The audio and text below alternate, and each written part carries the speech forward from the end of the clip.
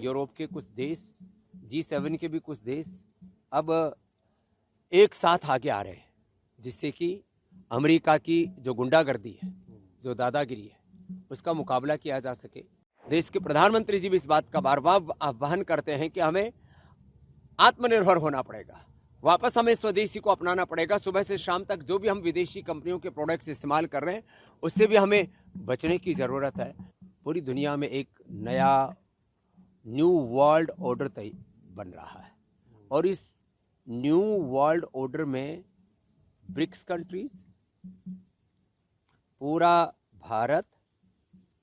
रसिया, China, middle east, Europe के कुछ देश, G7 के भी कुछ देश अब एक साथ आगे आ रहे हैं,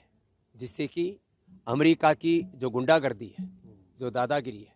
उसका मुकाबला किया जा सके, डॉलर का जो साम्राज्य है उसको तोड़ा जा सके। इसके लिए सारे देशवासियों को एकजुट होने की ज़रूरत है। आज से 250-300 साल पहले एक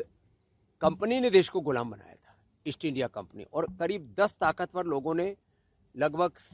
64 ट्रिलियन डॉलर की लूट की थी। 10 ताकतवर लोगों और कंपनियों ने कुल मिलाकर के 200-250 सालों में 100 ट्रिलियन से ज़्यादा भारत की आर्थिक लूट हुई। और देश आज राजनीतिक आज़ादी के बावजूद भी आर्थिक गुलामी में, शिक्षा चिकित्सा की गुलामी में, वैचारिक सांस्कृतिक गुलामी, ग्लानि कुंठाओं में आज भी डूबा हुआ है। तो जब देश के लोगों को ये पता लगता है कि 100 ट्रिलियन से ज़्यादा लूट विदेशी आक्रांताओं ने की, MNCs ने की, तो उनके प्रति सहज एक घृणा, नफरत ही नहीं, उनके बहिष्कार का, बाइकाट का भाव भी अंदर जागृत होता है कि यदि हमें भारत को मजबूत बनाना, भारत की इकोनॉमी को, भारत के करेंसी को मजबूत बनाना है, भारत के नागरिक को हमें गौरव दिलाना है, भारत को का वर्चस्व हमें पूरी दुनिया में प्रतिष्ठापित करना है, तो देश के प्रधानमंत्री जी भी इस बात का बार बार आह्वान करते हैं कि हमें